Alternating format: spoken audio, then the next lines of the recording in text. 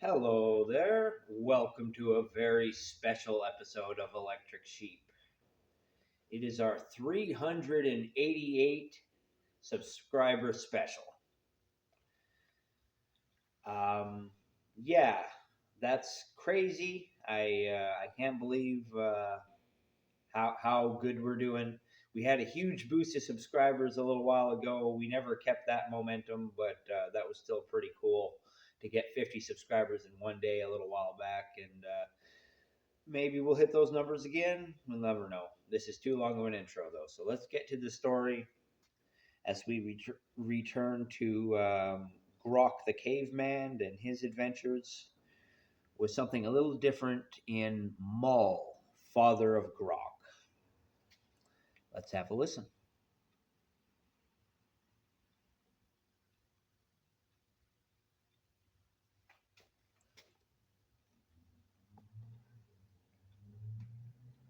Mull Father of Grok, the Gorshit watched Grok grasp the reins of warfare and knew he had chosen correctly. Grok was not chosen because he was the greatest warrior. He was not chosen because he was the greatest tactician. No, he was chosen because of his capacity for mercy. Long before Grok united mankind, before he imagined war and led the first army, he was only the son of a mighty chief. His father was Mull. Mull was ancient by the standards of his people. One arm hung useless from an old wound. One eye had long since been lost. His body was a map of scars earned through a lifetime of survival. Yet he ruled with unquestioned authority. When Grok came of age, he knew what tradition demanded. The old leader must die. The new leader must prove his strength. If Grok hesitated, Mull would kill him. Even with one arm and one eye, Mull was still chief. When the appointed day arrived, father and son stepped into the clearing. No words were spoken. The tribe watched in silence. The battle lasted 3 hours. They struck with their fists until their hands bled. They clawed at one another with broken fingernails. They bit like wolves. They hurled stones. Then they seized those same stones and battered one another until blood ran into their eyes. Neither yielded. Neither begged.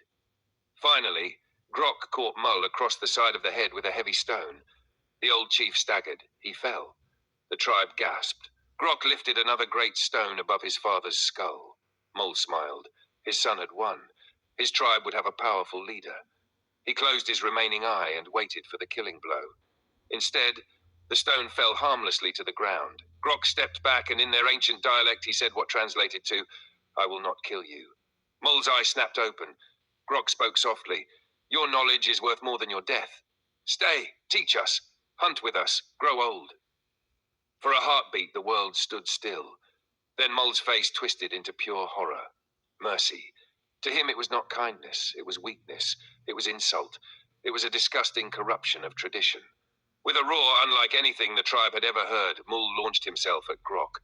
The fury in his charge would, in later ages, be called demonic. His remaining hand wrapped around Grok's throat like an iron trap. He drove his son backward. Again, again, again. His forehead smashed into Grok's skull with thunderous cracks. Each impact echoed through the valley. Blood sprayed, vision blurred. Still Mull struck. He fully intended to kill his failure of a son. But then the rhythm changed. Grok's hands found his father's throat. He rose to his feet. Now Grok drove his own forehead forward. Once, twice, again. Father and son crashed skull against skull, each refusing to surrender. The sounds echoed like splitting trees. At last, Mull's grip weakened. His knees buckled. The old chief collapsed unconscious into the dust. Silence fell. And that was how the weak triumphed over the strong. When Mull awoke, he was no longer chief. He was bitter. He was angry.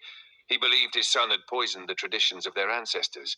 Yet, he accepted Grok as leader, for Grok had defeated him fairly. The tribe changed. Instead of killing its elders, it listened to them. Mull's wisdom did not perish upon the stones. It enriched the tribe. Children learned from him. Hunters learned from him. Young leaders learned from him.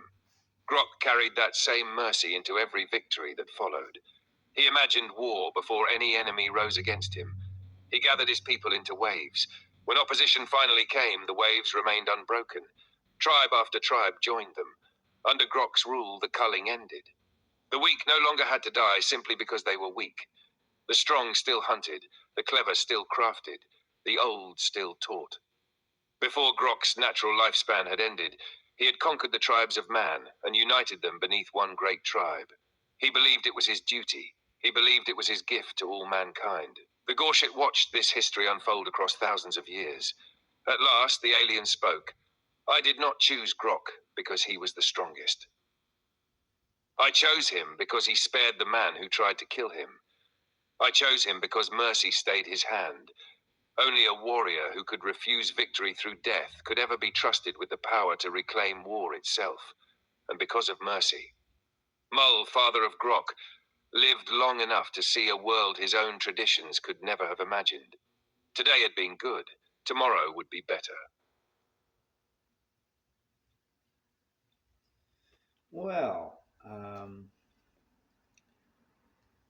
Grok stories are one of the ones that really reminds me that these are not just my own creations, but collaborations between me and ChatGPT there. I tried to end this story like I do most Electric Sheep stories, where the title is also the ending. But ChatGPT took control and ended it the way a Grok story should end, with "It's a good day. Tomorrow would be even better." Something along those lines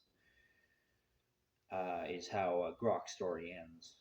And ChatGPT remembered that when I didn't, and so I often forget how much input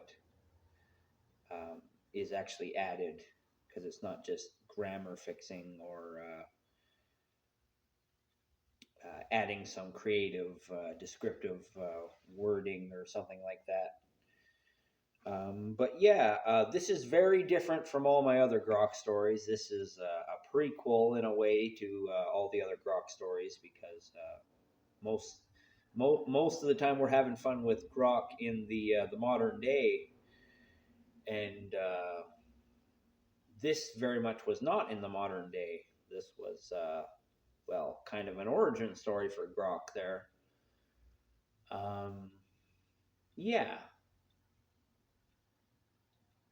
Um, I may continue this prequel setting, or we may just jump right back into regular Grok stories next time. It may be a while before we do another Grok story. I really liked how this turned out, but this could be like a Grok story for people who aren't fans of Grok stories, because a lot of the times he's just like eating a bunch of food or something like that. But things have gotten more exciting in recent stories, where he was taking, as was alluded to here, he took the reign, or was from the Gorshette, was handed the reins of all war on the modern Earth. But he was also recognized as the inventor of war itself, um, which would make you think that's his claim to warfare in the future, is that he was retaking his invention, which very much he was.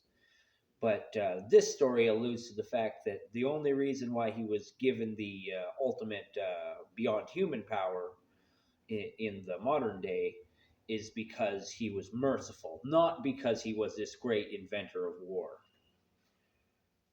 That is impressive, but it's not what impressed the Gorshette.